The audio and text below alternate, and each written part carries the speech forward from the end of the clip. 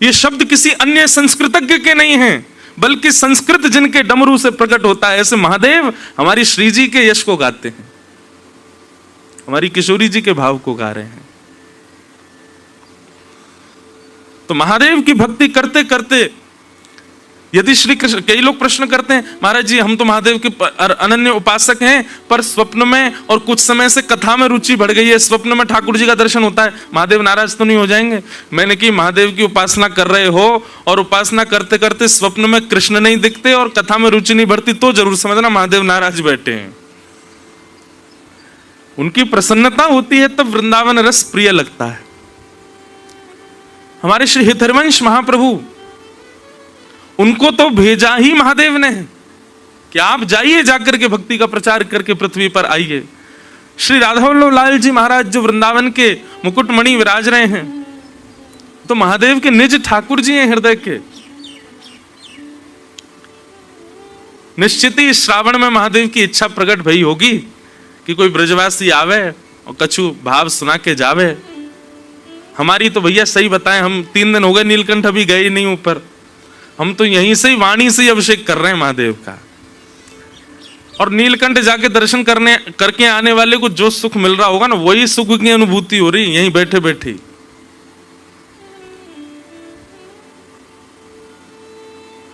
बड़े आनंद, बड़ी प्रसन्नता, श्री गिरधर लाल जी बड़े सुख में विराज रहे हैं।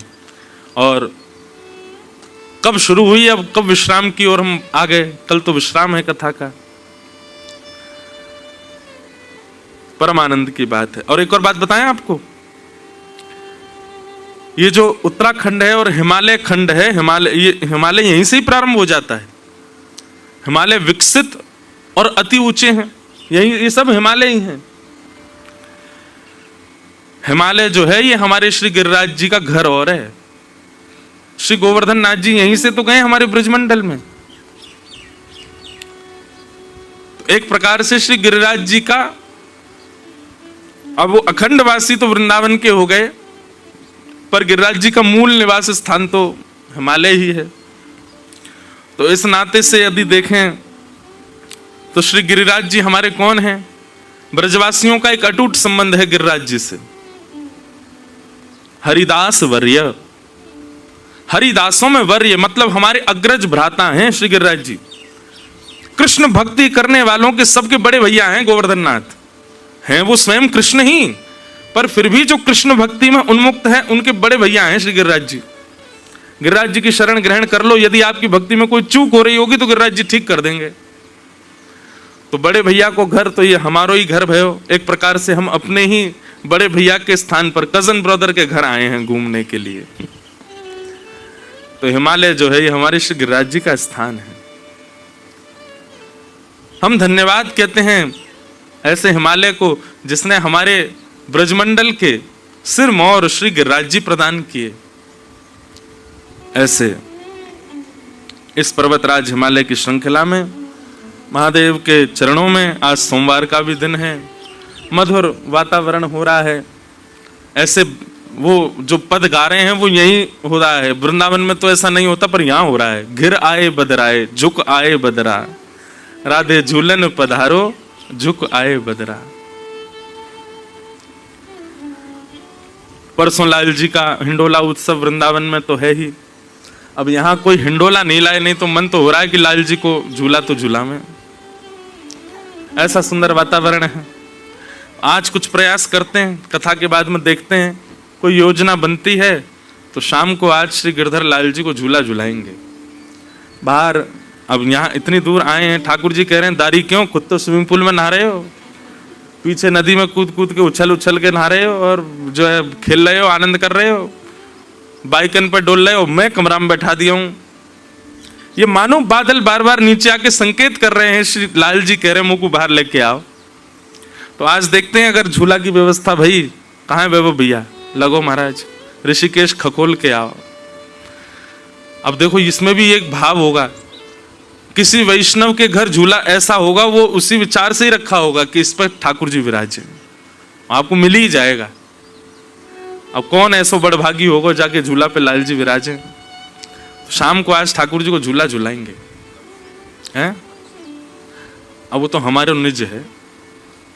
तो शाम को ठाकुर जी का हिंडोला उत्सव होगा आराम से 6:30-7 बजे होगा, जहाँ तो उजाला ही रहता है 7:30-8 बजे तक।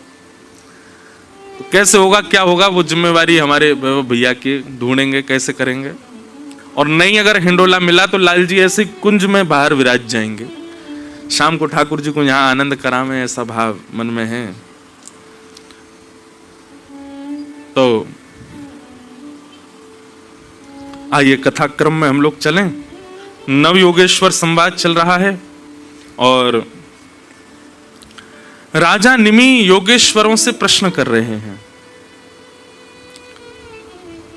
4 प्रश्न अब तक हो चुके। एक भक्ति पथिक को निश्चित ये संवाद सुनना चाहिए। वैष्णव को अपना जीवन कैसा होना चाहिए, उसके टर्म्स एंड कंडीशंस कैसे होने चाहिए, नियम कानून अपने जीवन के कैसे बनाने चाहिए, ये नवयोगेश्वर संवाद में सुनो। इतना सुंदर बताया है योगेश्वरों ने।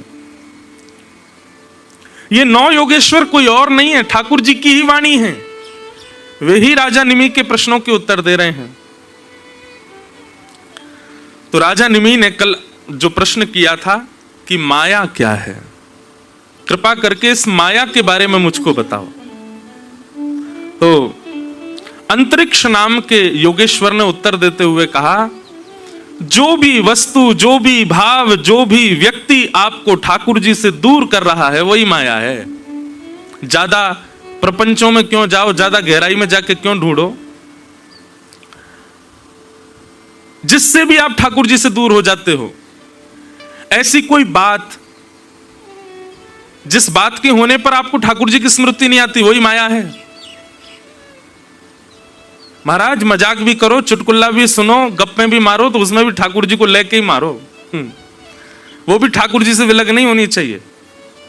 ऐसा कोई स्थान जिस स्थान पर ठाकुर जी की स्मृति ना होती हो, ऐसे कई स्थान है दुनिया में, भारत में भी। वहां जाते हैं लोग उल्टे सीधे काम करने, वहां जाने पर ठाकुर जी की स्मृति होती है? नहीं होती। ऐसे स्थान जहां जाके ठाकुर जी विस्मृत हो जाएं, वही माया है। ऐसा भोजन जिसके पान करने पर ठाकुर जी की स्मृति ना बन रही हो, मतलब भगवत विमुख, भगवत भोजन बिना भोग लगाए कुछ भी पा रहे हो, वही माया है। अच्छा, हमने एक बात अनुभव की। आप कहो किसी को कि आप कहां जा रहे हो, बोले गोवा जा रहे हैं, तो सामने वाले व्यक्ति के मन में क्या आएगा? गोवा जा रहा है, क्या करने जा रहा होगा? वो दुनिया भर की बातें सोच लेगा। हम कहें कि हम गोवा जा रहे हैं तो क्या होगा? आदमी सोचेगा अच्छा गोवा जा रहे हो, पर हम गोवा में भी कथा करके आए हैं। गोवा में भी उन समुद्र के किनारे पर जहां पर सब उल्टे सीधे काम करते हैं, वहां बैठ के सुबह 5 बजे हमने कथा सुनाई। गोवा तो नहीं था, थोड़ा गोवा से दूर था। बड़े आनंद आए। वहां पे आसपास में ऐसे रिजॉर्ट थे, वहां पे तो रात भर वहां पे गाने चलते थे। हम लोग सो जाते थे, जल्दी सुबह उठना होता था। उन लोगों का सोने का समय होता तब हमारा कीर्तन शुरू होता। तो कीर्तन की आवाज आती, कभी कभी खिड़की में से झांक के देखते, यार ये गोवा में आके कीर्तन कर रहा है, ये यहां आके कथा सुना रहा है। तीर्थी कुर्वन्ति तीर्थानि, श्रीमद् भागवत कहती हैं कि जब वैष्णव पूर्ण रूपेण अंतस्थ से वैष्णव हो जाता है तो वो किसी भी स्थान पर चला जाए, वहां पर ठाकुर जी की स्मृति अपने आप घूमने लग जाती है। हम तो कहते हैं अपने आप को ऐसा बनाओ कि आप पर स्थान का प्रभाव ना हो, आपका प्रभाव स्थान पर हो। व्यक्ति का प्रभाव आप पर ना हो, आपका प्रभाव व्यक्ति पर हो। भोजन का प्रभाव आप पर ना हो, आपका प्रभाव भोजन परोसने वाले पर हो। और यही भक्ति का स्वरूप है। वो कैसी भक्ति जो स्थान पर जाके परिवर्तित हो जाए, व्यक्ति से मिलके परिवर्तित हो जाए। कई लोग कहते हैं हम पहले बहुत भजन करते थे महाराज जी, ब्याह होने के बाद पत्नी ऐसी आई, अब भजन छूट गया। नहीं, तुम्हारा भजन पहले भी नहीं था। अगर होता तो चाहे दुनिया इधर उधर हो जाती, तुम्हारा भजन नहीं छूटता।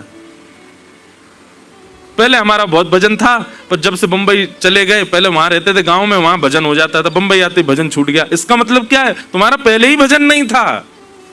इसलिए बंबई और ये गोवा हो गए, ऑस्ट्रेलिया हो गए, कनाडा, अमेरिका, इनसे प्रभाव थोड़ी पड़ता है भजन पर। चैतन्य महाप्रभु जब वन में विचरण करते थे और वन में विचरण करते हुए जब भुजा उठा करके हरि बोल हरि नाम संकीर्तन जब करते थे, तो हिंसक जीव भी जो केवल काटना मारना खाना जानते हैं, ऐसे जीवों के चित्त में भी ममता प्रकट हो जाती थी और वो जीव भी चैतन्य महाप्रभु के साथ में कीर्तन करने लगते थे। इसका मतलब क्या है? भजन अपना प्रभाव डालता है। भजन उस वातावरण को, उस व्यक्ति को, उस स्थान को प्रभावित करता है। और आपके भजन से यदि ये प्रभाव नहीं जा रहा है तो आपका भजन अभी उतना नहीं है।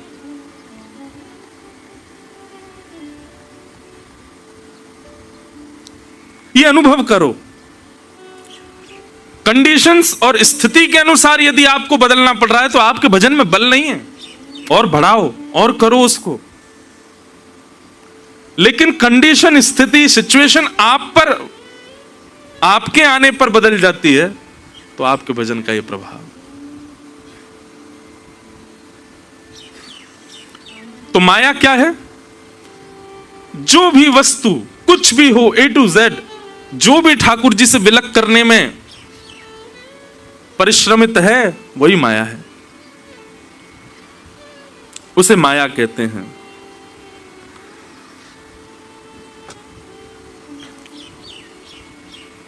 तब राजा निमि ने प्रश्न किया, यथैतामैश्वरीं मायां दुस्तराम कृतात्मभि तरन्त्यञ्जन स्थूल धियो महर्षः इदमुच्यताम्। महाराज, ये माया तो बड़ी भयानक होती है। इस माया में फंसने वाला तो फिर कभी इस माया से नहीं बच पाता। कृपा करके नाथ मुझ पर अनुग्रह करके जरा ये तो बताइए, इस माया से बचने का कोई साधन है, कोई तरीका है, कोई उपाय है? अच्छा, एक बात कभी कभी मन में विचार आती है, संसार में कितना भी बड़ा पाप हो, संसार में कितने भी गलत काम हो, संसार में कितने भी बंधन हो, पर ऐसा हो नहीं सकता कि सबसे मुक्त होने का कोई उपाय ना हो। ऐसी कोई क्रिया नहीं संसार में कि वो आपने कर दी और उससे आप बच ना सको, उससे मुक्त ना हो सको।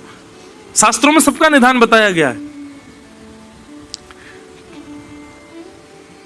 केवल एक अपराध से बचने का निदान नहीं है तो उससे भी बचने का निदान, पर उस अपराध से ठाकुर जी भी नहीं चाहते कि आप बचो। वो अपराध लगे तो ठाकुर जी को भी लगता है कि दंड मिलना चाहिए, और वो है वैष्णव अपराध, किसी भक्त का अपराध, किसी वैष्णव का अपराध। अच्छा, एक बात सुनिए, वैष्णव अपराध का मतलब एक भाव तो हम ये रखते हैं कि किसी अन्य वैष्णव को, किसी अन्य भक्त की भक्ति का मजाक उड़ाना या उससे गलत सलत बोलना या उसका अपमान कर देना, यह तो वैष्णव अपराध है ही। इसके साथ साथ एक वैष्णव अपराध और सुनो, वैष्णव वेश धारण करना, वैष्णव रूप में रहना, वैष्णव स्थिति में रहना और उसके बाद भी वैष्णवों के नियमों का पालन ना करना, यह भी वैष्णव अपराध है। आपने स्वरूप धारण किया है, आपने कंठी धारण किया, आपने तिलक धारण किया है, आपने गुरु दीक्षा ली है, आपने नाम मंत्र लिया है, लेकिन उसके बाद भी आप विधि का पालन नहीं करते, तो यह भी वैष्णव अपराध है।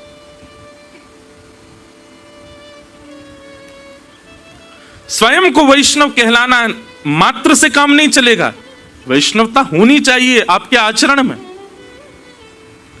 स्वरूप वैष्णव का हो यह आवश्यक नहीं, आचरण वैष्णव का होना चाहिए।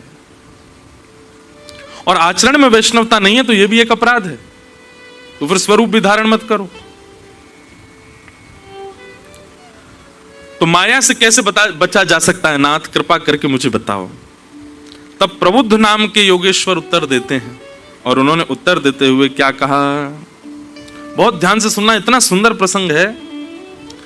तस्मात् गुरुं प्रपद्येत जिज्ञासु श्रेय उत्तमं शब्दे शाब्दे परे च निष्णातं ब्रह्मण्युपशमाश्रयम्। माया से बचने का एक उपाय है।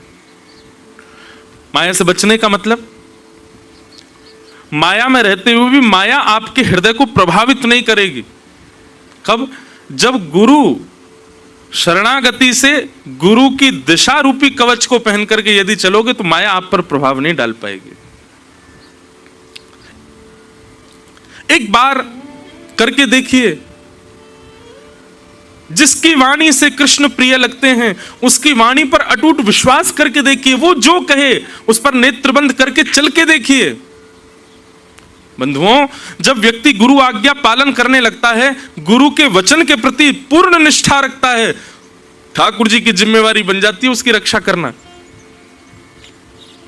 फिर चाहे गुरु कैसा भी हो, उसकी आज्ञा का पालन करने का जो दृढ़ संकल्प अपने मन में लेता है, ठाकुर जी भी संकल्पित हो जाते हैं इसकी रक्षा का दायित्व मेरा है। क्यों? इसने अपने गुरु पर विश्वास किया है।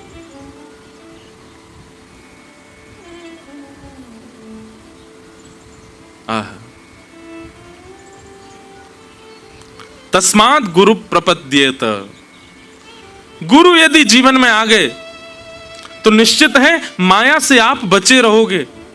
माया में रहते हुए भी माया का प्रभाव आपके ऊपर नहीं होगा। एक प्रकार से यह समझ लीजिए, गुरु कौन? बोले रेनकोट है, कितनी बरसा कर लो गीले नहीं होगे। हाँ, क्योंकि माया के बीच में ही हो तो थोड़ा बहुत तो प्रभाव होगा, थोड़े बहुत तो छींटे पड़ेंगे, नीचे से पैंट थोड़ा तो गीला होगा, कहीं कहीं से आपकी टी शर्ट पर भी थोड़ी बहुत बूंद तो पड़ जाएंगी, पर पूर्ण रूपेण माया की वर्षा में गीले नहीं हो पाओगे।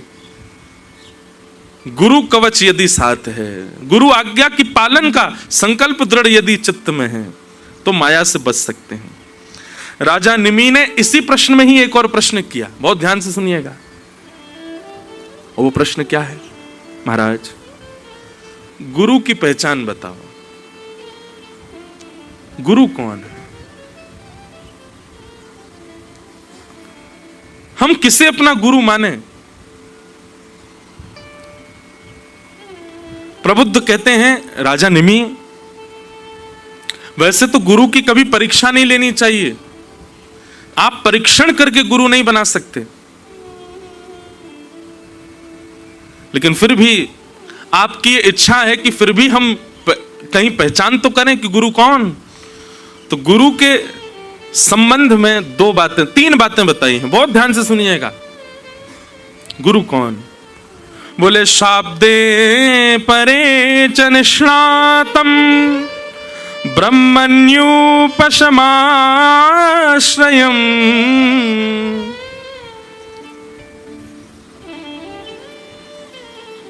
बाद में मत कहिएगा कि हमको नहीं पता चला कि हमारे गुरु कौन होने चाहिए। तीन लक्षण देखो। सबसे पहला प्रबुद्ध कहते हैं, गुरु शब्द ब्रह्म में निष्णात होना चाहिए। शब्द ब्रह्म मतलब ये जितने भी वैदिक बातें हैं, जितने भी हमारे ग्रंथ पुराण आदि हैं, इन सबके भावों को भली भांति जानने वाला होना चाहिए। शाब्दे च निष्णातम, उसकी शब्द ब्रह्म में निष्ठा होनी चाहिए। लेकिन इसमें प्रबुद्ध एक चीज कहते हैं, कई लोग होते हैं वो प्रवचन में बहुत अच्छे होते हैं पर पालन कुछ नहीं करते, अपने जीवन में नहीं करे, दूसरों को करवा देते हैं। एक प्रसंग मुझे इतना अच्छा लगता है, गिरिराज जी में एक व्यक्ति रहता था। वो क्या करता था? वो कभी श्रीनाथ जी के दर्शन नहीं करता था, केवल श्रीनाथ जी के स्वरूप श्रृंगार के बारे में किसी से सुन लेता था और सुन करके लोगों को प्रभावित करने के लिए एक पेड़ के नीचे बैठ करके ठाकुर जी के रूप का वर्णन करता। आज ठाकुर जी ने ऐसी नतबेसर पहनी है, ठाकुर जी ने ऐसे सुंदर हीरा अपनी थोड़ी पर धारण किया है, आज ठाकुर जी ने मयूर आकृत कुंडल धारण किए हैं, ऐसी सुंदर पाग पहनी है, फिरोजी श्रृंगार किया है, आहा लाल चुनरी डारी है ठाकुर जी ने, यहाँ पर कमल पंखड़ी ठाकुर जी ने धारण करी है। लोग बाग उसकी वार्ता सुनकर के बड़े रीझ जाते, वाह भाई कितना सुंदर वर्णन करता है ठाकुर जी का, और खुद कभी दर्शन नहीं करता था, केवल और केवल फैन फॉलोइंग के लिए। उस समय भी होती होगी फैन फॉलोइंग। अच्छा एक बात तो है, दो ही लोगों के लिए लोग मरते ज्यादा, या तो धन या फिर फैन। या तो हमें धन बहुत मिल जाए या लोग बहुत मिल जाएं, दो की इच्छा सबसे बुरी है। जब आपको बहुत लोग पहचानने लग जाते हैं ना, कुछ समय तो बढ़िया लगता है, लेकिन कुछ समय के बाद यूं लगती है कहां जाऊं मैं, अब क्या करूं मैं, अब मुझसे सहन नहीं हो रहा ये। वो सुख नहीं देता। एकांत जितना सुख देता है उतनी भीड़ सुख नहीं देती है, बुरा नहीं मानिएगा। पर हमारी अकिंचन कथा जो पहले होती थी ना, उसका सुख मुझे आज भी याद आता है। आज भी इतना याद आता है वो अकिंचन पूर्व वाली कथा का। इसका मतलब ऐसा नहीं हम आपको कुछ कह रहे हैं, अच्छा है आ रहे हैं, इतने वैष्णव आ रहे हैं, अच्छी बात है, सुबह सुबह उठ के आ रहे हैं, हम तो परीक्षा ले रहे हैं कि आके दिखाओ सुबह, पर आप हमसे भी पहले आ जाते हो। कल रात में बारिश हुई, मैंने कि अब तो नहीं आएगा कोई, फिर भी आ गए। ये सब आपकी निष्ठा के ऊपर निर्भर। अच्छा, फिर जिस दिन हम यहाँ आए, मैंने कि ये बढ़िया है, दूर है, ऋषिकेश से भीतर जाके है, यहाँ तो कोई पहुंच ही नहीं पाएगा, फिर भी आ गए आप। हमने कोई प्रचार नहीं करवाया, फिर भी आ गए आप। इससे ये बात सिद्ध होती है कि सब ठाकुर जी आपके चित्त में बैठे, वही लेके आते हैं, वही आपके नेविगेटर हैं, नेविगेशन वही चलाते हैं आपका, चलो चलो चलो पहुंचो वहां पे। पर हमको पूर्व वाली कथा बड़ी याद आती है। माइक ही नहीं होता था, एक छोटा सा माइक लगा रहता था यहाँ पे, और एक छोटे से स्पीकर में आवाज आती थी, वो भी 15 मिनट बाद बंद हो जाता था, फिर उसको दोबारा चालू करना पड़ता था। मतलब ऐसा नहीं कि हम पे कोई व्यवस्था नहीं, लेकिन जानबूझ के अव्यवस्थित कथा करते थे। यहाँ ऋषिकेश में ब्रह्मपुरी में कथा हुई, रज में बैठते थे गंगा जी के तट पर, कोविड का समय, कोई भीड़ ही नहीं, ना गाड़ियों की आवाज, ना बस की आवाज, कुछ नहीं। सुबह सुबह 5 लोग होते थे, 3:45 बजे बैठ जाते थे कथा में। और कथा जैसी होती महाराज, एक महात्मा जी थे यहाँ पे, तो अब आप लोगों में से जो लोग ऋषिकेश के हो उनको शायद पता होगा, जैसे नीचे जाते हैं तो गरुण चट्टी का जो पुल है गंगा जी का, वहां से छलांग मारते थे वो कथा में आने के लिए गंगा जी में, और छलांग मारते और महाराज तैरते तैरते कथा में आते गंगा जी में। मैंने उनका नाम रखा था स्पाइडरमैन बाबा वो छलांग मार ही नहीं सकता कोई, इतनी ऊंचा वो पुल है, वहां से छलांग मारते थे नीचे, और इतनी गहरी गंगा जी में, वैसे हाथ पांव बस उनका मुंह ही नहीं हिलता था, सीधे आ जाते थे कथा में। और वो आते तो जहां मेरी व्यासपीठ थी वहां बगल में इतना बड़ा पत्थर था कि वो मेरे सिर से भी ऊंचा, वही उनका आसन था, वहीं ऊपर आके बैठते उस पर पत्थर पे, वहां ऊपर बैठ के कथा सुनते। मैंने बाबा व्यास के सिर पे बैठ के कथा सुनना है? बोले चुपचाप सुनाओ अल्लड़ बाबा और थे वो जय हो। कथा के बाद भी सामने उनका आश्रम था, मतलब थोड़ी दूरी पे, वहां भी पैदल नहीं जाते थे, गंगा जी में कूद के, और फिर गंगा जी में तैरते तैरते भी नहीं थे वो, पता नहीं क्या चलते थे, बड़ी स्पीड में जाते थे। अद्भुत महात्मा। कथा में कभी बारिश हो जाती थी तो छतरी ले लेते थे, सब श्रोता 5-6 तो श्रोता होते थे, वो पन्नी पहन लेते थे ऊपर, तब कथा सुनते थे। शाम को फिर गिरधर लाल जी का उत्सव होता था, बड़ा आनंद आता था। वृंदावन में हमने किया किंचन कथा एक कुटिया में बैठ करके, वो तो असली कुटिया थी, तो बनवाई है, असली कुटिया में बैठ के करते थे। कभी छिपकली गिर गई ऊपर से, कथा होता सब भूल गया मैं बड़े आनंद आते थे। वो अकिंचन कथा का सत्र जयपुर में होती थी। जयपुर में 4 लोग 5 लोग, ज्यादा से ज्यादा मिनिमम, मैक्सिमम ज्यादा से ज्यादा 8 लोग हो जाते थे सुबह सुबह कथा में। और इस बार अभी हम अकिंचन करके आए जयपुर में, तो गोविंद देव मंदिर ट्रस्ट का फोन आया, बोले महाराज जी हमारे जो गार्ड है ना वहां के मंदिर के, वो नौकरी छोड़ के जा रहे हैं। मैंने क्यों? बोले 1 बजे से गेट पीटने लगते लोग, बोले हमको बैठाओ। अब वहां क्या था कि एक झरोका है, उसमें बैठ के हम कथा करते, दूर वालों को दिखते ही नहीं, आगे वालों को दिखते थे बस। तो आगे बैठने वालों की होड़ 1 बजे से पहुंच जाते लोग, उतनी भीड़ वहां होती। अब इसका एक अच्छा भाव तो ये लगता है कि देखो कथा जिस उद्देश्य से कर रहे हैं वो उद्देश्य सफल हो रहा है। युवा इतने कथा में आते हैं, अच्छा लगता है, इतनी संख्या में लोग आते हैं, सुबह सुबह का भी विचार नहीं करते। ये वो समय पर कथा होती है जिस समय सबसे बढ़िया नींद आती है, उस समय आप छोड़ छाड़ के आते हो। लेकिन फिर स्मृति आती है कि जब कोई नहीं था तब की कथा का सुख भी कितना अच्छा था। तो कई बार बहुत लोगों का पहचान जाना ये सुख नहीं देता, बहुत धनवान हो जाना सुख नहीं देता। व्यक्ति जब निर्धन है तो यह सोचता है कि मैं धनवान हो जाऊं तो सुखी होऊंगा, और धनवान होने के बाद में वो याद करता है कि जब मैं निर्धन था तो कितना अच्छा था। ऐसा स्वरूप होता है। तो गिरिराज जी में एक वैष्णव रहता था, कभी दर्शन नहीं करता था, केवल किसी से सुन करके और उसमें थोड़ा बढ़िया सुंदर शब्दावलियों का प्रयोग करके प्रवचन में सुनाता था। आज श्री जी बाबा ऐसे लग रहे हैं, हाँ हाँ श्रीनाथ जी का स्वरूप ऐसा, और सुनने वाले लोग तो बड़े प्रभावित हो जाते उससे। एक दिन सूरदास जी निकल रहे थे वहां से, और सूरदास जी ने जैसे ही उसके वचन सुने तो सूरदास जी तो देखो, संत और वैष्णवों में परखने की एक क्षमता आ जाती है। वो परखे ना, वो बात उनकी है, पर उनको पता चल जाता है कि सही गलत क्या है। शब्दों से ही सूरदास जी को पता लग गया कि ये इसने स्वयं ने तो दर्शन किए नहीं है, केवल दूसरे से सुन के प्रवचन कर रहा है। जैसी सारी भीड़ उठ करके गई, सूरदास जी उसके पास पहुंच गए। सूरदास जी बोले, भैया तुमने बड़ा सुंदर वर्णन किया ठाकुर जी के रूप का। हाँ हाँ हाँ जय हो। बोले लेकिन मैं जानता हूं ये तुम दर्शन करके नहीं आए हो, किसी से सुन के तुमने बोला है। अब जैसी चोरी पकड़ी गई, घबरा गया। आप कैसे बोल सकते हैं, आप ऐसा कैसे? बोले मुझसे लड़ो नहीं, मैं जब जानता हूं तुमने दर्शन नहीं किया ठाकुर जी का, केवल लाग लपेट बना बना करके बोलते हो लोगों को रिझाने के लिए। चलो मेरे साथ दर्शन करने चलो। अच्छा कल चलूंगा। दूसरे दिन सूरदास जी फिर आ गए तो बोला परसों चलूंगा।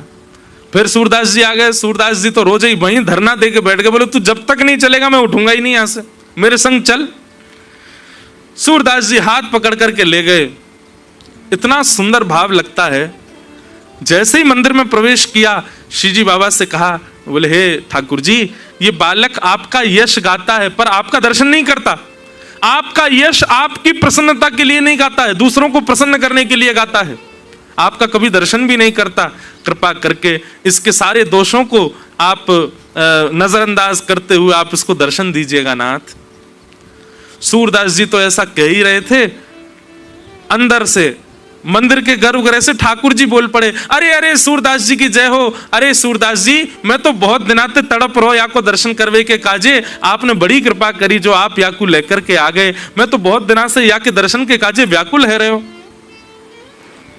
सूरदास जी बोले, मुझे तो चिंता ये थी कि ठाकुर जी कहीं नाराज नहीं हो जाए, पर ये ठाकुर जी तो खुद उतावले बैठे इससे मिलने के लिए। सूरदास जी बोले, जय जय, आप काई को इतने उतावले है रहे से मिलवे के काजे? आपके चित्त में इतनी व्याकुलता क्यों हो रही है इससे मिलने के लिए? ठाकुर जी इतना सुंदर उत्तर देते हैं। ठाकुर जी कहते हैं, सूरदास, जा दिन तेरी दृष्टि या पर पड़ी और तेरे मन में ये भाव आ गया कि मैं याकू पकड़ के मंदिर ले जाऊंगा, मैं वही दिना से व्याकुल है कि मैं भी तो मिलूं। ऐसा कौन है जाकू सूरदास पकड़ के मेरे पास लेके आ रहा है? जादिन तेने मन मना लियो कि मैं याकू लेके जाऊंगा, वही दिना से मैं व्याकुल हतो या से मिलवे के काजे। देखा, कभी कभी लगता ठाकुर जी का स्वभाव कैसा है। उस व्यक्ति में कोई गुण नहीं है, उसके किसी गुण से नहीं रीझे, बस ठाकुर जी जिससे प्रेम करते हैं वो किसी पर रीझ गया तो ठाकुर जी को भी वो प्रिय लगने लग जाता है। सूरदास, ये तुमको भागे हो, तुम्हारे मन को भागे हो, भले ही क्रोध के रूप में भाए हो, लेकिन भा तो गए हो। तुम्हारे मन में ये आई तो कि मैं याकू पकड़ के लेके जाऊंगा मंदिर। जा दिन तुम्हारे मन में ये भाव आयो, वही दिना से मैं या की प्रतीक्षा कर रहे हूं। तस्माद गुरुम प्रपद्येत। आप भले ही कितने भी अयोग्य हो, लेकिन गुरु आप पर रीझ जाए और गुरु ये गांठ बांध ले कि मुझे इसका कल्याण करना है, ठाकुर जी को आपसे मिलना पड़ेगा। ठाकुर जी पे और कोई चारा नहीं है। इसीलिए प्रबुद्ध कह रहे हैं कि माया से बचने का एक ही उपाय है। बोले क्या? गुरु की शरणागति। पर उस गुरु का गुण कैसा हो? तो कहते हैं गुरु में सबसे पहला भाव शाब्दे च निष्णातम, शब्द में प्रबल हो। अच्छा, शाब्दे च निष्णातम के दो अर्थ हैं, बहुत ध्यान से सुनना। शाब्देच निष्णातम का एक अर्थ तो यह है कि गुरु जो है वो ज्ञानी होना चाहिए, उसको सब चीज की नॉलेज होनी चाहिए, एक बात तो ये। और दूसरी बात क्या है? शाब्देच निष्णातम मतलब गुरु कैसा होना चाहिए? वो भले ही ज्ञानी ना हो, लेकिन जो बोले वो स्वयं भी इंप्लीमेंट करे अपनी लाइफ में, ऐसा गुरु तो होना चाहिए। वो कथा में बताता हूं ना, एक बालक को मैया ले गई, गुरु जी से जाके बोली, आप जिससे जो कह दे तो वो हो जाता है, इसको बोल दो ये चीनी छोड़ दे। गुरु जी बोले 2 महीना बाद लेके आना। 2 महीना बाद लेके गई बालक को, तो गुरुजी ने देख करके कह दिया, लाला चीनी छोड़ दो। जी गुरुजी। मैया बोली, 2 महीना काय को लगाया आपने?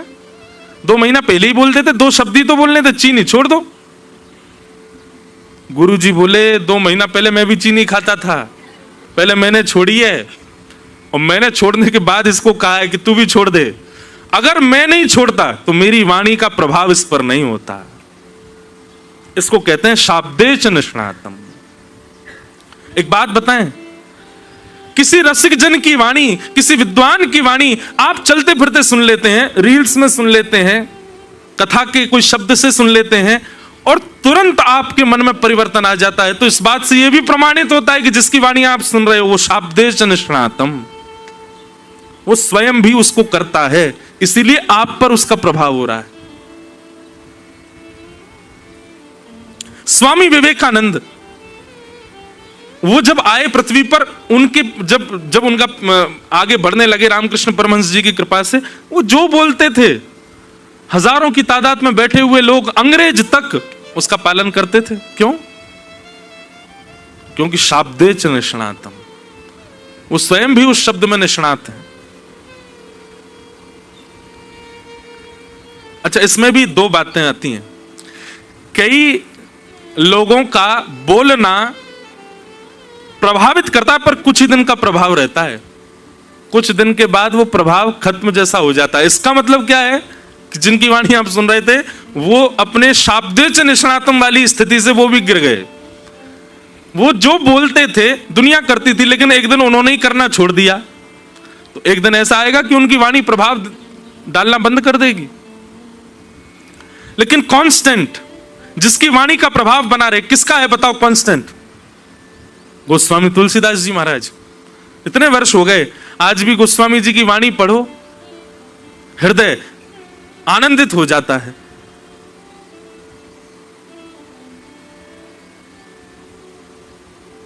कल हम रात्रि में ऋषिकेश नारायण भगवान का दर्शन करने गए, उनको भरत जी भी कहते हैं।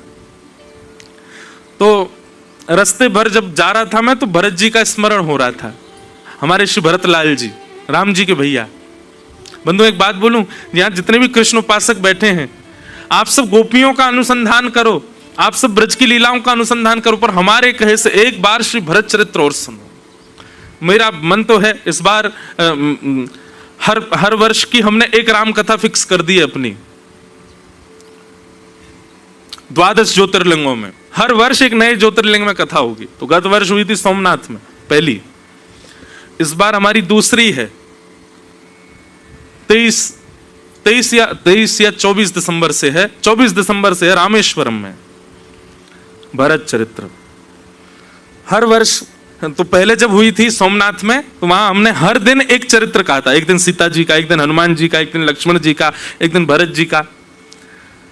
पर अब रामेश्वरम में कथा है, तो अभी मेरा मन अभी ऐसा हुआ कि इस बार भरत चरित्र वहां कहेंगे 9 दिन तक। अद्भुत है भरत जी की भक्ति।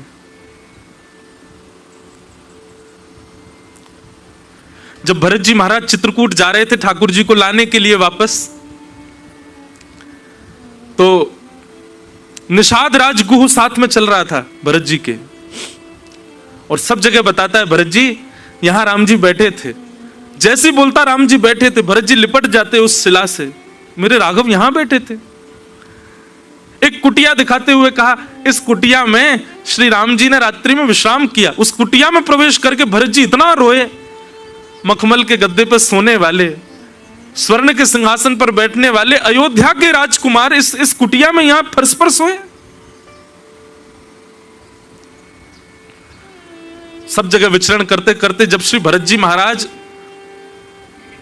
प्रयागराज पहुंचे ना, तो प्रयागराज में श्री भरद्वाज ऋषि ने उनसे कहा कि भरत जी ये त्रिवेणी हैं, गंगा यमुना सरस्वती तीनों का संगम होता है प्रयाग में, यहां स्नान करके, यहां डुबकी लगा करके जो वरदान मांगोगे त्रिवेणी पूर्ण करती है, आप कुछ मांग लीजिए। भरत जी महाराज ने जैसे ही सुना कि यहां स्नान करने से जो मांगे वो मिलता है, तुरंत वस्त्र सहित कूद पड़े त्रिवेणी में। और नेत्रों से अविरल अश्रुधार गिरने लगे। भरद्वाज ऋषि बोले, आपकी क्या इच्छा है, क्या मनोकामना है? तब भरत जी कहते हैं कि धर्म न अर्थ न काम रुचि, गति न चहूं निर्वाण, जन्म जन्म मति राम पद, यह वरदान नाम। हे भरद्वाज जी, मुझे धर्म नहीं चाहिए, मुझे गति नहीं चाहिए, मुझे स्वर्ग भी नहीं चाहिए, मुझे वैकुंठ भी नहीं चाहिए। मुझे केवल एक वरदान चाहिए। क्या? जन्म जन्म रति राम पद। हर बार मेरा जन्म हो और हर बार मैं राम जी के चरणों के आसपास ही कहीं जन्म लूं, बस और कुछ नहीं चाहिए। मेरी रति, रति का मतलब होता है भयंकर आसक्ति। बस वो भक्ति में हो जाता है, आसक्ति ही भक्ति में परिवर्तित हो जाए तो वो रति हो जाती है। भरत जी कहते हैं मेरी ऐसी रति हो जाए राम जी के चरणों में, मैं उनके चरण छोड़ कहीं ना जाऊं। भरद्वाज ऋषि ने जब भरत जी की इस बात को सुना ना, तो भरद्वाज ऋषि ने जो बात कही है ना, वो सुनकर के मैं, जब सोमनाथ में कथा हुई थी, मैं आज भी स्मरण करता हूं उस भाव का। भरद्वाज ऋषि कहते हैं जप का, तप का, अनुष्ठान का और जीवन भर की सेवा का फल क्या था? राम जी का दर्शन। जीवन भर के किए गए जप तप नियम व्रत अनुष्ठान का फल मिला, मुझे राम जी के दर्शन हुए, और राम जी के दर्शन का फल मुझे मिला कि मुझे भरत के दर्शन हुए। मेरे सामने मैंने भरत को देखा। भरत जी, आपके दर्शन राम जी से भी श्रेष्ठ है।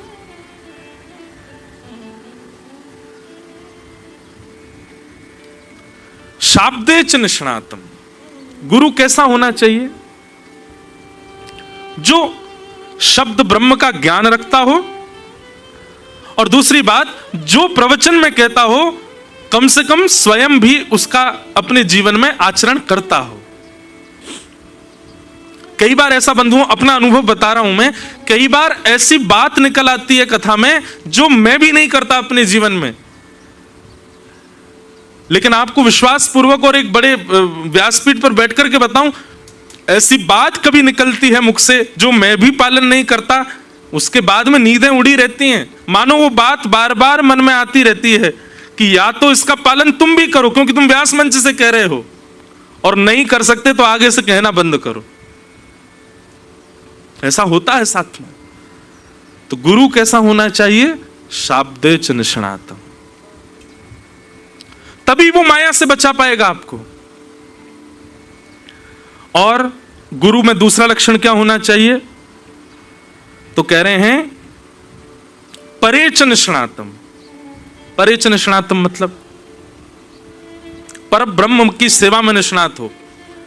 केवल और केवल कथा कहना जानता हो, केवल और केवल ग्रंथ आदि पढ़ करके प्रवचन करना जानता हो, इसी में काम नहीं चलेगा। ठाकुर जी की सेवा भी जानता हो, ठाकुर जी का सुंदर श्रृंगार कैसे हो, ठाकुर जी के सुंदर भाव कैसे हो, ठाकुर जी का भोग कैसे बने, ठाकुर जी को सुख कैसे मिले, ठाकुर जी की सेवा में भी निष्णात हो। मतलब शब्द ब्रह्म में भी निष्णात और पर ब्रह्म में भी निष्णात हो। ये दोनों गुण उसके अंदर होने चाहिए। और तीसरा लक्षण क्या है? माया से बचाने वाले गुरु का।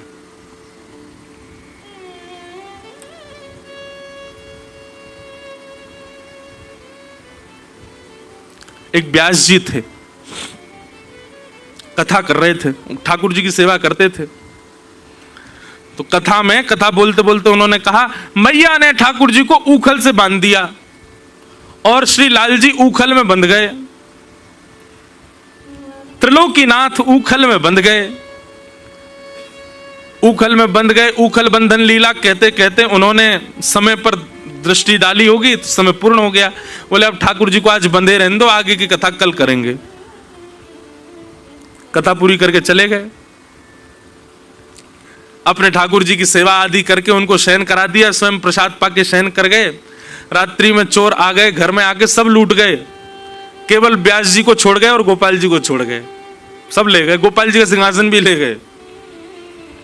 सुबह व्यास जी जब उठे, पूरे घर को देखा, महाराज सब लूट गया, सब चोरी हो गया। मंदिर में जाकर के देखा तो ठाकुर जी अकेले बैठे हैं, उनका सिंहासन भी चला गया। व्यास जी बहुत रोए, गला फाड़ फाड़ के आपकी कथा सुनाता हूं, 3-3 4-4 घंटा बिना पानी पिए आपका यश गाता हूं। पूरी दुनिया की आप रक्षा करते हो नाथ, मैं आपका यश गाता हूं, मेरे घर की रक्षा नहीं कर पाए आप। सब चोरी करके ले गए सामान। वैसे तो पूतना को मारने के लिए 6 दिन की आयु में आपके हाथों में जान आ जाती है, और यहां पे इतने वर्षों से मैं सेवा कर रहा हूं, मेरे घर की रक्षा नहीं हुई आपसे। ठाकुर जी प्रकट हो गए, बोल पड़े, बोले चुप, बिल्कुल, हमको क्यों डांट रहे हो? बोले नहीं डांटूं, इतना यश गाया, कम से कम बदले में हमारी रक्षा ही कर देते। ठाकुर जी बोले कथा करते करते हमको उखल में बांध दिया, और उखल में बांध के बोले समय पूरा हो गया, चलो अब कल कथा सुनाएंगे। चोर तो 4 दिन से पहरा लगा रहे थे, 3 बार प्रयास किया, तीनों बार चोरी नहीं कर पाए। कल ही क्यों चोरी हो पाई? कल हम उखल में बंधे हुए थे। हम तो चाह रहे थे कि ये ले लेके भाग रहे, हमारा सिंहासन भी ले जा रहे हैं, इनका हाथ तो पकड़े, पर क्या करें, तुमने हमको उखल में बांध रखा था। व्यास जी के नेत्र सजल हो गए। इसका मतलब मैं जो कहता हूं ठाकुर जी उस लीला को पालन करते हैं। मैं बताता हूं एक बात कथा में कि एक बार मैंने भी ऐसे किया। कथा चल रही थी तो हमने कही, ठाकुर जी ने नक पर गिरिराज जी धारण कर लिए, पूरी कथा सुनाई, और मैंने की अब ठाकुर जी को ऐसी खड़ो रहने दो, गिरिराज जी धारण करके खड़े रहेंगे, आगे कथा हम कल सुनाएंगे। तो हमारे परम प्रिय श्री सागरिया बाबा बैठे थे, उनकी आयु है 96 के आसपास होगी अभी। तो नीचे बैठे बैठे बेचारे इशारा करने लगे, उनके एक भी दांत नहीं है, लेकिन इतने प्यारे लगते हैं बाबा, बहुत प्रिय। तो बेचारे नीचे से ही ऐसे इशारा करने लगे, कुछ कहने लगे। मैंने बाबा कुछ कह रहे हैं भाई, सुन के आओ। कोई व्यक्ति गया तो बाबा उसके कान में बोले, व्यास जी से कह दो लाला रात भर खड़ो रहेगो, थक जाएगो, ने 5 मिनट कथा और सुना के गिरिराज जी नीचे पधरवा दें और वाके बाद चले जाए, नहीं तो लाला रात भर यूं खड़ो रहेगो, वाको श्रम है जाएगो। तो उस व्यक्ति ने आके बात कही तो मन में एक भाव आया, मैं तो केवल कथा को कथा मान के कह रहा था, लेकिन बाबा तो साक्षात लीला देख रहे हैं। बाबा के मन में भाव आया, रात भर लाला खड़ो रहेगो। गुरु कैसा होना चाहिए? बोले शाब्दे च निष्णातम और परे च निष्णातम, शब्द ब्रह्म और पर ब्रह्म दोनों की सेवा में प्रबल हो, ऐसा गुरु माया से बचा सकता है। तीसरा लक्षण क्या होना चाहिए गुरु में? आप लोग बहुत खुश मत हो जाओ कि चलो हमको थोड़ी कुछ सीखना है, गुरु सीखना है, अभी आगे आप लोगों को सीखना है। शिष्य का शिष्यत्व तो क्या वो भी सीखना है। तीसरा लक्षण क्या होना चाहिए? तीसरा लक्षण बताया गया, व्यवहार प्रपंच से परे हो। व्यवहार प्रपंच क्या है? इसने मुझे माला पहना दी तो इसके बारे में 4 अच्छी बातें कह दी, और उसने आकर के मुझको कुछ गलत कह दिया तो उसकी 5 लोगों से बुराई कर दी, वो तो बेकार है, ऐसी बनता है, बना डोलता है, भगत, कुछ भगत भगत नहीं है, बगुला भगत है पूरा। आप मेरी प्रशंसा करो तो मैं रीझ जाऊं, आप मुझे लिफाफा दो तो मैं आपकी प्रशंसा करूं, और आप यदि मेरे इच्छा के विपरीत कोई कार्य करो तो मैं आपका निंदा करूं। यह व्यवहार है। पर आपकी माला पहनाने से मेरे चित्त पर कोई प्रभाव नहीं पड़ा, और आपके गलत कहने से भी मेरे चित्त पर कोई प्रभाव नहीं पड़ा। ये माया प्रपंच से परिवर्तित, व्यवहार प्रपंच से परे की ये लक्षण है, और ऐसा जो है वही आपको माया से बचा सकता है। ये 3 लक्षण गुरु में होने चाहिए। शब्दे च निष्णातम, परे च निष्णातम, और व्यवहार प्रपंच से परे। अब अपनी दृष्टि घुमाओ, जिनमें ये 3 लक्षण दिख जाएं उनके चरण पकड़ लो, उनकी शरणागत हो जाओ। पंडित श्री गया प्रसाद जी महाराज हमारे ब्रजमंडल के, ऐसे ऐसे संत हैं महाराज कि आप ढूंढने तो जाओ। ऋषिकेश में कम संत हैं, एक से एक अद्भुत संत ऋषिकेश में भी रहते हैं। पर एक बात मैं आपको पहले ही कह दूं, आप कहीं परीक्षात्मक दृष्टि से मत चले जाना। बस आचार विचार व्यवहार जो गुरुदेव का हो उससे आप बस समझ जाओगे, और समझ भी जाओ ना कि जो व्यास जी ने बताया था, शब्दे च निष्णातम, परे च निष्णातम, व्यवहार प्रपंच से परे, ये तीनों लक्षण इनमें नहीं है, फिर भी अपना भाव उनके प्रति प्रसन्नता का ही रखना। कहीं ऐसा नहीं कि देख लिया कि तीनों गुण नहीं है, उठ के चले गए वहां से, नहीं, तब भी उनको प्रणाम करो। ठीक है, उनसे सदा सर्वदा के लिए जुड़ना ये मत करो, उसके लिए तो प्रिय तीन गुण ही देखने हैं आपको। शब्दे च निष्णातम, परे च निष्णातम, और व्यवहार सुनने से परे। ये तीन गुण जिसमें हो, प्रबुद्ध कहते हैं तस्मात् गुरुम प्रपद्येत, वो गुरु आपको माया से बचाएगा। उस गुरु की कृपा से माया से परे हो जाओगे आप।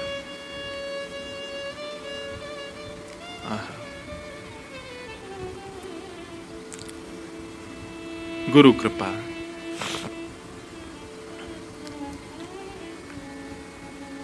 एक बहुत सुंदर भाव। अच्छा एक बात बताएं, महादेव हमारे गुरु भी हैं। हमने राम कथा का गुरु इन्हीं को ही माना है, क्योंकि सोमनाथ में कथा शुरू हुई और क्योंकि राम कथा के गायक महादेव हैं, इसलिए महादेव हमारे गुरु भी हैं। और महादेव में तीनों गुण हैं, शब्दे च निष्णातम, परे च निष्णातम, शब्द ब्रह्म में भी निष्णात हैं और पर ब्रह्म की सेवा में भी निष्णात हैं। और तीसरा, इनसे बढ़िया व्यवहार प्रपंच से सुनने कोई नहीं है। दूध चढ़ा दो तो भी प्रसन्न, दही चढ़ा दो तो भी खुश, लोटा पानी चढ़ा दो तो भी खुश, सिंथेटिक दूध चढ़ा दो तो भी खुश, धतूरा चढ़ा दो तो भी खुश, विजया चढ़ा दो तो भी खुश, विष चढ़ा दो तो भी खुश। ऐसे केवल महादेव ही हैं। उनको व्यवहार प्रपंच से कोई लेना देना नहीं कि आप सोने का छत्र ही चढ़ाओ, आप ऐसी वस्तु ही चढ़ाओ। हमारे पूज्य पिताजी महाराज एक प्रसंग सुनाते हैं कि एक बार एक व्यक्ति ने, महाराष्ट्र की प्रसिद्ध कथा है, महादेव के मंदिर में सुंदर स्वर्ण का घंटा देखा लटका हुआ। उसने कहा यही चोरी करना है, और चोरी करने के लिए कोई साधन नहीं मिला चढ़ने को, तो शिवलिंग पे ही चढ़ गया और घंटा उतारने लगा। महादेव प्रकट हो गए, जय हो वरदान मांगो वरदान मांगो। चोर भागा वहां से, महादेव ने पकड़ लिया, कहां भाग रहे हो? अरे मैं कोई भगत वगत नहीं हूं महाराज, मैं तो घंटा चोरी करने आया था, कुछ मिला नहीं चढ़ने को, इसलिए चढ़ गया आप पे। महादेव बोले, दुनिया के लोग धतूरा चढ़ाते हैं, पिलपिला अमरूद चढ़ाते हैं, दूध दही घी घृत चढ़ाते हैं, तैने तो खुद को ही चढ़ा दिया मुझ पे, मैं तुझसे बड़ा प्रसन्न हूं। महादेव जैसा गुरु कौन मिलेगा? कैसे हैं? बोले व्यवहार प्रपंच से शून्य है, ऐसा गुरु हो। और ऐसे ही गुरु के लक्षण आपको श्री दत्तात्रेय जी में दिखेंगे। प्रभु श्री दत्त वो भी ऐसे ही हैं, शाब्दे च निष्णातम, बोलने में अद्भुत हैं, पर ब्रह्म की सेवा में भी निष्णात हैं और व्यवहार से शून्य हैं। आजकल के गुरु शब्द ब्रह्म में निष्णात हो जाते हैं, प्रवचन बढ़िया करते हैं, पर ब्रह्म की सेवा भी सीख ली थोड़ी बहुत, पर ये तीसरा वाला तो दिख ही जाता है कि इसमें सब लोग निपुण नहीं हो पाते। व्यवहार से तो सबको सुख मिलता है, व्यवहार में तो सबको रहना अच्छा लगता है, पर इस व्यवहार से भी कोई प्रभावित ना होता हो, वही गुरु हमको माया से बचाएगा।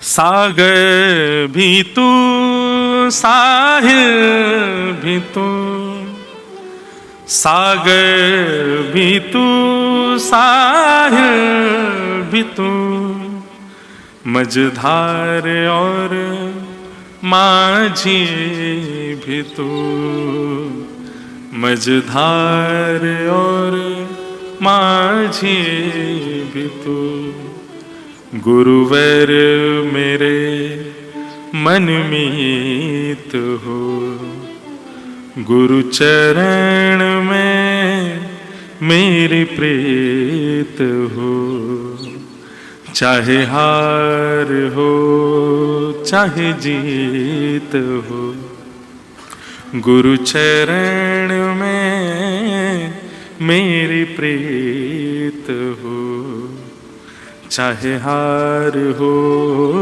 चाहे जीत हो, गुरु चरण में मेरी प्रीत हो। बोलो सद्गुरुदेव भगवान की। तो गुरु के तीन लक्षण आप सबने सुने, ये गुरु जिसमें ये 3 लक्षण हो वो आपको माया से बचा देंगे। लेकिन तभी प्रबुद्ध कहते हैं, राजा निमि सावधान, केवल गुरु 3 लक्षणों का पालन करे और शिष्य माया से बच जाए उससे काम नहीं चलेगा। गुरु जितने लक्षणों का पालन करेगा उसके दुगने लक्षणों का पालन शिष्य को करना पड़ेगा। अब शिष्य के कौन कौन से लक्षण होने चाहिए जिससे वो माया से बचा रहे, वो भी सुनो। शिष्य के क्या लक्षण होते हैं, बहुत ध्यान से सुनिएगा। एक बार के गुरु के 3 लक्षण भूल जाना, ये 6 लक्षण मत भूलना। कौन कौन से 6 लक्षण, ध्यान से सुनो। कि श्रद्धां भागवते शास्त्रे निंदा मन्यत्र चापि। बहुत सुंदर बात। सबसे पहला शिष्य के अंदर क्या होनी चाहिए, श्रद्धा, अटूट श्रद्धा। श्रद्धा किसको कहते हैं बंधुओं, जिसके आगे आप देहाभिमान शून्य हो जाओ। नींद आ रही है, आंखों में नींद भर रही है, तभी गुरु जी कहते हैं चला राम, भूल गए नींद वीद कहां चली, उठ के जी गुरुदेव आज्ञा। ऐसी भक्ति है आजकल, है तो सही। 3 बजे उठा के बुला रखे हैं हमने आप सब, तो निश्चित है निद्रा छोड़ छोड़ के आए, तो श्रद्धा तो है आप में। तो शिष्य में पहला गुण क्या होना चाहिए, श्रद्धा। गुरु में 3 गुण हो ना हो, पर शिष्य में यदि 6 गुण हैं तो भी वो माया से बच जाएगा। तो सबसे पहला श्रद्धा, गुरु के प्रति श्रद्धा, गुरु की वाणी के प्रति श्रद्धा, गुरु के रूप स्वरूप अंग प्रत्यंग के प्रति श्रद्धा मत रखो। हमारे गुरु जी कैसे भी हों, बढ़िया हैं, सुंदर हैं, पर उस सुंदरता पर गलत रूप से मत रीझ जाना, नहीं तो गुरु जी भी पिटेंगे, आप भी पिटोगे, यमराज डंडा लेके घूमेंगे फिर। अरे राम राम, गुरु जैसे संबंध को तुमने इतना दूषित कर दिया। होता है कई बार, आकर्षण हो जाता है, और स्वरूप के प्रति आकर्षण होने के कारण फिर वो जो रूप जो भाव था वो परिवर्तित किसी और भाव में हो जाता है, और उसका महाराज फिर परिणाम भोगना पड़ता है। इसलिए भगवत वार्ता कहने वाले के प्रति आकर्षित उसकी वाणी के प्रति हो, और वाणी से ठाकुर जी के प्रति हो, उसके प्रति मत हो जाना आकर्षित। श्रद्धा पहली बात। दूसरी बात, आहा बहुत सुंदर बात, शिष्य के अंदर पहला गुण हो श्रद्धा, और दूसरा गुण आवे अन्य की निंदा ना होना। अन्य की किसी की निंदा की, यहां लिखा श्रद्धाम भागवते शास्त्रे निंदा अन्यत्र चापि, दूसरे की निंदा करने की स्थिति ना होना। अच्छा एक बात बताएं, भागवत जी में एक बात लिखी है, कितना भी नाम जप कर लो, कितना भी भक्ति कर लो, लेकिन अन्यस्य दोष गुण चिंतन माशु मुक्त्वा, दूसरे में दोष देखने के लक्षण, दूसरे में दोष देखने का स्वभाव हमारा जाता ही नहीं है। हम कितनी भी कथा सुन लें, कितनी भी गिरिराज जी हुए, कितना भी नाम जप कर लें, फिर भी हमको दूसरों में दोष ही दिख जाता है।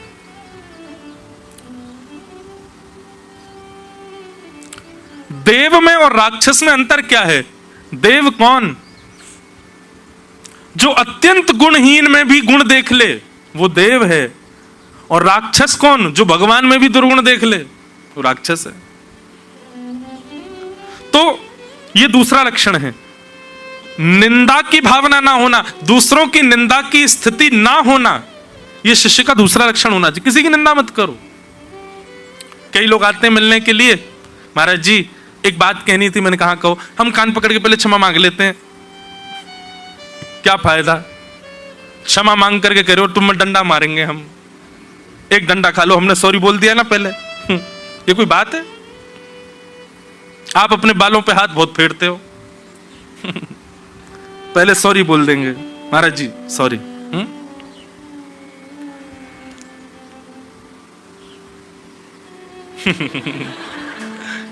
आप सॉरी तो बोला ही है आपने। तो निंदा, निंदाम अन्यत्र चापि, दूसरे की निंदा ना करना।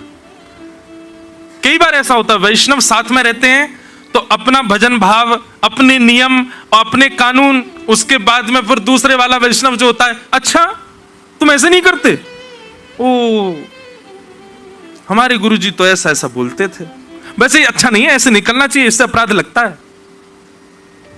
और फिर चलो उससे तो बोले बोले फिर 4 लोगों से, वो है ना वो आया जो वृंदावन से, ऐसे ही है वो, कुछ नहीं, उसका नाम जब ऐसा ही है, वो तिलक ऐसी लगा लेता है। अरे वो उस दिन सुबह सुबह एकादशी के दिन चाय पी रहा था, मैंने कहा चाय नहीं पीते, बोले चाय में अन्न थोड़ा ही है, ऐसे बोल रहा था। ये दूसरे की निंदा नहीं होनी चाहिए।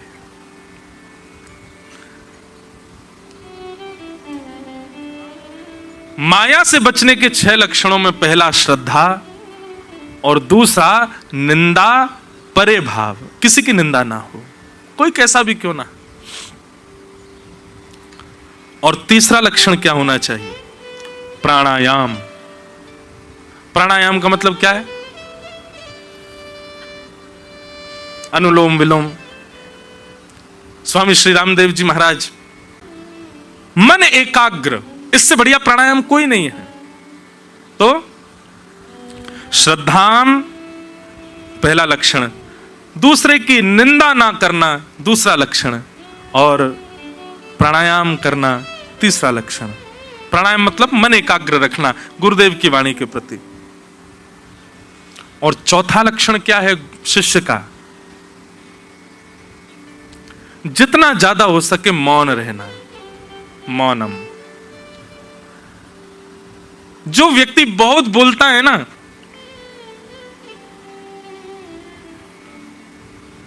कहीं ना कहीं भगवत प्राप्ति में उसकी बाधा रहती है, क्योंकि बहुत बोलने वाले व्यक्ति की जीव में 2 दुर्गुण आ जाते हैं। पहला दुर्गुण आता है असत्य संभाषण, और बहुत बोलने वाले व्यक्ति के जीव में दूसरा दुर्गुण आता है, उसकी बात की गरिमा नहीं रहती, फिर वो कुछ भी बोले सामने। इसीलिए हमने एक नियम बनाया है, आप लोग, हम कथा से जाते हैं, आप सब लोग जय श्री कृष्ण राधे राधे, कई लोग कुछ पूछते हैं, हम चुपचाप ही जाते हैं। क्यों? कथा से पहले और कथा के बाद हम मौन ही रहते हैं 1 घंटा। लगता ऐसा है कि मैं नहीं बोल पाऊंगा इतना सब कुछ, ये मौन का ही प्रभाव है कि मौन स्थिति में जो शब्द बचाए हैं वही शब्द ही इनको योग्य बनाकर के मुख से बुलवाते हैं। तो श्रद्धा, दूसरे की निंदा ना करना, मन एकाग्र करने के लिए प्राणायाम करना, एकाग्र भाव से कथा सुनना, यही प्राणायाम है। और चौथा, ज्यादा से ज्यादा मौन रहना, मौनमास्ताम, बहुत जल्पिक ना होना। और 5वां और अंतिम लक्षण जो शिष्य का होना चाहिए वो क्या है? सत्यम। जितना ज्यादा हो सके सत्य बोले,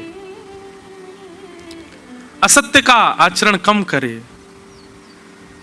कितना भी विषम परिस्थिति, कितनी भी भयानक स्थिति क्यों ना बन जाए, आप प्रयास ज्यादा से ज्यादा यही करो कि आप सत्य बोलो। पर हमारे ठाकुर जी की तरह सत्य मत बोलना, मैया मैं नहीं माखन खायो। बलराम जी ने आके मैया जय ने खायो, अरे लाला झूठ बोला, बोले मैया मैंने तो कही, मैंने ही माखन खायो। गोपी गीत में एक जगह वो रास पंचाध्याय में प्रसंग आता है कि जब गोपियां आधी रात में अपना सब घर बार छोड़ करके ठाकुर जी के साथ रास विहार करने के लिए आई, तो वहां ठाकुर जी उनसे क्या कहते हैं? प्रतियात ब्रजम नेह स्थेयम स्थिभि सुमध्यमा। ठाकुर जी कहते हैं गोपियों, अरे इतनी अर्धरात्रि हो गई है, तुम सब अपने घर बार छोड़ छोड़ करके यहां आ गई हो, चलो चलो जाओ अपने अपने घर को लौट जाओ, यहां मत रुको अर्धरात्रि में, इतने घने जंगल में यहां रुकने का तुम्हारा औचित्य नहीं है, लौट करके अपने घर चले जाओ। अगर इस बात का सीधा सीधा अर्थ करें तो ठाकुर जी कह रहे हैं यहां पर रुको मत, तुम सब अपने घर चले जाओ। लेकिन इसी को यदि आप किसी गुरुवाणी से सुनेंगे तो गुरुवाणी में क्या आ रहा है? ब्रजम प्रति न यात इहम स्थेय। तुम सब लौट करके अपने घर मत जाओ, यहीं रुकी रहो, मैं बात बना रहा हूं, बार बार कहूंगा कि लौट जाओ, पर तुम जाना नहीं, यहीं रुक जाओ। ये ठाकुर जी का सत्य है, ठाकुर जी ऐसे बोलते हैं। अब कोई वैयाकरणी होगा, कोई ज्ञानी होगा, कोई गुरु कृपा का अनुरागी होगा, वही ठाकुर जी की बात समझ पाएगा, हर कोई नहीं समझ सकता।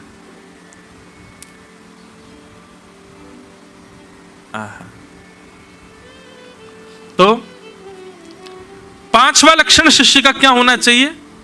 सत्य। श्रद्धा, निंदा ना करना, प्राणायाम यानी कि एकाग्र भाव से सत्संग श्रवण करना, मौन रहना और सत्य का आचरण करना। प्रबुद्ध कहते हैं यदि गुरु में 3 लक्षण ना हो लेकिन शिष्य में यदि ये 6 लक्षण हैं तो भी वो माया से बच जाएगा, तो भी वो माया से परे रहेगा। माया उसका स्पर्श नहीं कर पाएगी, माया से उसकी स्थिति बची रहेगी। आहा। इति भागवतान धर्मान शिक्षण भक्त्या तदुत्यथा नारायण परो माया अंजस्तरति दुस्तरा।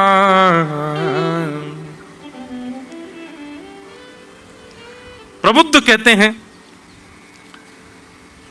व्यक्ति माया से बच चुका है, इसका प्रमाण क्या है?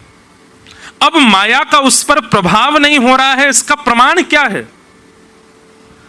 तब कहते हैं कि वो अपनी सब वस्तु, अपना सब कुछ ठाकुर जी पर न्योछावर कर दे। पुत्र भी आपका, पत्नी भी आपकी, घर भी आपका, सब कुछ आपका है नाथ, मेरा कुछ भी नहीं है, मैं भी आपका ही हूं। अच्छा हूं या बुरा हूं, जैसा भी हूं तुम्हारा।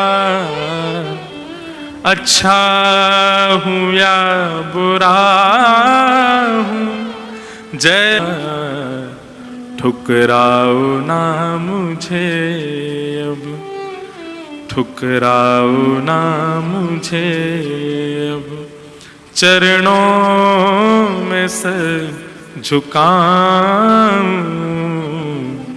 हे प्रभु मुझे बता दो, चरणों में कैसे आऊं। हे प्रभु मुझे बता दो। सूरदास जी कहते हैं जैसे राखो तैसे रहूं, जैसे राखो तैसे रहूं। जानत हो सुख दुख सब जन के, मुख से कछु न कहूं। जैसे राखो तैसे रहूं। ऐसी स्थिति जब हो जाए तो समझ जाओ अब आप माया से परे हो, आप सब कुछ ठाकुर जी को अर्पित कर चुके हो। अब नाथ की इच्छा, नाथ का ही भाव आप पालन करते हो। आप केवल अच्छा अच्छा करो हमारे साथ ठाकुर जी, तो ही हम आपकी वंदना करेंगे। अरे नहीं, आप जो करो नाथ, आप करके देख लो, नहीं तो एक बार हैं आज कह लो ठाकुर जी को, एक बार ठाकुर जी कुछ करके देख लो हमारे साथ, आप फिर भी हमारे लिए ऐसे रहोगे। याद रखना, बोलने से पहले ऐसा करेंगे फिर ठाकुर जी कि महाराज 2 मिनट में भूल जाओगे कौन ठाकुर जी। ए राधारमन लाल जी, नेक्स्ट से लाला, पेट में 1.5 हाथ की दाढ़ी है तुम्हारे, कहां से कर देते हो इतना बुरा किसी के साथ। वैसे देखो एक बात बोलूं, मैं पहले भी कह चुका हूं, ठाकुर जी कुछ नहीं करते। इतना बड़ा ब्रह्मांड है और ऐसे करोड़ों ब्रह्मांड ठाकुर जी के एक एक रोए में, इतना ठाकुर जी समय कि वो यूं सोचे मुझे इंद्रेश के साथ जे करना है, कभी नहीं। ये सब हम अपने कर्म प्रारब्ध भोग रहे हैं, पर फिर भी हम ऐसा मानते हैं कि ठाकुर जी कर रहे हैं। तो उल्टो सुल्टो जो कछु कर ले, मंगल रूप लखाऊं। आप मेरे लिए मंगल रूप ही रहोगे नाथ, मैं आपको गलत दृष्टि से नहीं देख। वो लोग जिनका विश्वास क्षणिक होता है, जरा सा कुछ ऐसी विपरीत स्थिति आ जाए सबसे पहले ठाकुर जी को छोड़ देते हैं। आए क्यों थे शरण में? उल्टो सुल्टो जो कछु कर ले, मंगल रूप लखाऊं। थारी मन चाही मैं प्यारे, थारी मन चाही मैं प्यारे। आप जो चाहोगे नाथ अपनी चाह मिलाऊं मिलाऊं, मारा गिरधर लाल थारो न चायो नाचूं रे, मारा नट राजा थारो न चायो नाचूं। यही बात यहां कह रहे हैं कि जब ऐसी स्थिति दिखने लग जाए आपको, पूर्ण समर्पण। सूरदास जी की पंक्ति है, जैसे राखो तैसे रहूं, जानत हो दुख सुख सब जन के, मुख से कछु ना कहूं। कबहु क सुरंग चढ़ूं हिंडोला। सूरदास जी कहते हैं कभी आप मुझे गज पर चढ़ा दो, कभी मुझे नीचे गिरा दो, कभी खाने के लिए 56 भोग दे दो, कभी मुझे भूखा रख लो, नाथ आपसे कोई शिकायत नहीं है, आप जैसे रखोगे वैसे रहने को तैयार हैं हम। ऐसी स्थिति जब आपकी हो जाए, ऐसी मनस्थिति जब आपकी हो जाए, अब आपको फर्क नहीं पड़ता कि ऐसा ऐसा जीवन होना चाहिए, कैसा कैसा होना चाहिए, जैसा जैसा लाल जी चाहे वैसा वैसा होना चाहिए। ये स्थिति जब आपकी हो जाए, समझ जाओ अब आप माया से परे हो गए हो। यही प्रबुद्ध समझा रहे हैं।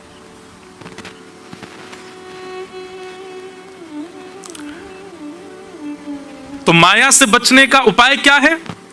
सबसे पहले तस्मात् गुरुम प्रपद्येत, गुरु कृपा करेंगे तो माया से बचा जा सकता है। निमि ने प्रश्न किया गुरु का रूप कैसा होता है? तो 3 गुण जिसमें हो वो गुरु श्रेष्ठ है। सबसे पहला शब्द ब्रह्म में निष्णात हो, दूसरा परब्रह्म की सेवा में निष्णात हो, और तीसरा व्यवहार प्रपंच से परे हो। ऐसे 3 गुण वाले गुरु की शरणागति लोगे तो माया से बच जाओगे। और यदि गुरु में 3 गुण ना हो तो शिष्य में 6 गुण हो। कौन कौन से? श्रद्धा, दूसरे की निंदा ना करना, तीसरा प्राणायाम यानी कि एकाग्र भाव से सत्संग श्रवण करना, चौथा अधिकतर मौन रहना, और 5वां सत्य का आचरण करना। प्रबुद्ध कहते हैं यदि राजा निमि गुरु में 3 गुण की कमी हो पर शिष्य में 6 गुण की कमी हो, तो बचे हुए 3 गुण जो शिष्य के हैं वो गुरु के घटे हुए गुण में पूर्णता कर देते हैं। गुरु का गुरुत्व ही श्रेष्ठ क्यों होना चाहिए? शिष्य का शिष्यत्व क्यों नहीं? शिष्य का शिष्यत्व भी श्रेष्ठ होना चाहिए। तो गुरु का गुरुत्व, शिष्य का शिष्यत्व, ये जब सब होंगे तो व्यक्ति माया से बच जाएगा। तब पूछा गया तो माया से बचे हैं हम, इसका प्रमाण क्या है कि माया अब हमको नहीं सताएगी? तो कहते हैं ऐसी स्थिति हो जाना, घर का व्यक्ति बात न माने, घर का व्यक्ति बात न माने। कहां गया पद? बहुत सुंदर भाव था। घर का प्राणी कहो ना माने, मन मन खुशी मनाऊं। और फिर इसके बाद जो बात कही है, थारे इन मंगल विधान में, थारे इन मंगल विधान। घर का व्यक्ति बात मानेगा, छोटा बड़ा अपना कोई भी व्यक्ति बात मानेगा तो ममता बढ़ेगी। लेकिन आप कहो और घर का व्यक्ति ना माने तो नाथ थारे इन मंगल विधान में मैं क्यों टांग अड़ाऊं अड़ाऊं, मारा गिरधर लाल थारो ही नायो नाचूं। सीधी बात, ठाकुर जी की हर स्थिति को कृपा मान करके उसका पालन करना, और जो जीवन में आ रहा है सब प्रसाद है, प्रसाद मान करके स्वीकार करना। ऐसी स्थिति बन जाना, यह इस बात का प्रमाण है कि अब आप माया से सुरक्षित हो, माया आपको नहीं सताएगी। बोलो वृंदावन बिहारी लाल। इस प्रकार 9 योगेश्वर उत्तर दे रहे हैं और राजा निमि प्रश्न कर रहे। अगला प्रश्न करते हैं राजन कि महाराज, नारायणा विधानस्य ब्रह्मणः परमात्मनः निष्ठाम अर्हतनो वक्तुम यूयम ही ब्रह्मवेत्तमाः। महाराज अगला प्रश्न करते हैं कि मुझे नारायण के रूप समझना है, वो उनका रूप क्या है, वो सृष्टि का विधान कैसे करते हैं, अपनी शक्तियों को कैसे संजोते हैं, ठाकुर जी कैसे चलते हैं, कैसे बैठते हैं, कैसे उठते हैं, कैसे सोते हैं, मुझे उनके बारे में एक एक जानकारी आपसे जाननी है। नारायण कौन है, कैसे हैं, क्या है, उनका मन क्या होता है, उनके भाव क्या होते हैं, उनकी बुद्धि कैसे चलती, वो बोलते कैसे हैं, उनकी पूरी जानकारी आप मुझको प्रदान करो।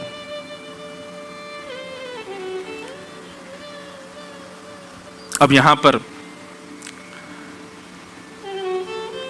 पिप्पलायन नाम के योगेश्वर उत्तर दे रहे हैं, ठाकुर जी का रूप कैसा है, उनके रूप का विधान। नासिक वाली कथा किस किसने सुनी, उसमें एक दिन हमने ठाकुर जी का एक बड़ा भयानक रूप बताया था, दंडपाणी रूप ऐसा 2 दिन तक चर्चा चली थी उस रूप पर। इतना भयानक रूप था कि मुझे मेरे ठाकुर जी में भी दंडपाणी दिखने लगे थे। कपिल विभूति संवाद में ठाकुर जी का वो काल रूप दिखाया गया है, लेकिन ठाकुर जी कैसे रूप धारण कर लें, प्यारे फिरऊ लगेंगे। पाग टेढ़ी सिधरे, बंधुओं कभी ठाकुर जी अगर काल रूप में आ भी जाए ना सामने, तो भयाभय बन के आएंगे, आपको डराएंगे, धमकाएंगे, आप फिर यही गा देना, लाला जी तुम्हारा रूप नहीं है पाग। अब यहां नारायण का जो रूप बताया गया है वो तो पर ब्रह्म साक्षात शंख चक्र गदा पद्मधारी, उनका वैसा ही रूप बताया, पर हम सब तो ठाकुर जी के वाह रूप के उपासक हैं। यमुना जी के पार जाके ठाड़ो मारे सेन, अपने ये क्या बोलते हैं इनको, भौन ने ऐसे मटका मटकाए करके सेन मार रहा है गोपीन पे। आहा, तो ठाकुर जी के इस मंगल रूप का हम लोग श्रवण करेंगे कल 5 बजे से। अब जो विराट रूप आदि आदि, और बीच बीच में एक रूप सुनेंगे ठाकुर जी का विराट, फिर लेके आएंगे हम छोटो सो कन्हैया या के बड़े बड़े ने, वो रूप थोड़ी निकल सके हमारे चित्त से। तो ऐसे अब पिप्पलायन जो आगे वर्णन कर रहे हैं वो हम कल से सुनेंगे सुबह 5 बजे से। आज के भाव को विराम देंगे। आज बड़े मंगल ठाकुर जी का अनुग्रह हुआ, श्रावण महीना चल रहा है, सोमवार है, और आज के कथा क्रम में हमारे पूज्य श्री अंकुश जी महाराज पधारे हैं। आपको बारंबार प्रणाम है, बारंबार वंदन है। आप श्री आज आगे आपको प्रस्थान करना है, पर फिर भी हमने निवेदन किया महाराज जी आप पधारो, तो आप श्री आज आए हैं, आपको बारंबार वंदन करते हैं। 2 शब्द आप कुछ आशीर्वाद सबको दे दें, उसके बाद फिर हम लोग आज के मंगल कथा का विराम करेंगे, और कथा के विश्राम के बाद श्री गिरधर लाल जी का दर्शन होगा। हम 15 मिनट के लिए जाएंगे थोड़ा, फिर आके जो लोग हैं सबसे मिलेंगे, सबको जो भी भाव होगा करेंगे। इस प्रकार से कल विश्राम दिवस है कथा का, और परसों बंधुओं 7 अगस्त को हरियाली तीज भी है, और प्यारे श्री गिरधर लाल जी का बड़ा मधुर महोत्सव वृंदावन में हो रहा है। शाम 5 बजे से फुगला आश्रम वृंदावन में उत्सव रहेगा। बड़े बड़े संत महापुरुष सब पधारेंगे, सब रसिक जन आएंगे, ठाकुर जी को बढ़िया हिंडोला झुलाएंगे, आनंद कराएंगे। और हमारे कीर्तिदान गढ़वी जी गुजरात के बड़े अच्छे गायक हैं और बहुत सुंदर सुंदर भाव गाते हैं, वे भी आ रहे हैं, वो अपना भाव सुनाएंगे। और सब रसिक जनों के मध्य बैठ करके हम लोग लाल जी का मधुर हरियाली तीज उत्सव करेंगे। जो लोग कल यहाँ से कथा सुन करके घर जा रहे हैं, घर जाके कल सो जाओ, परसों फिर वृंदावन आ जाना।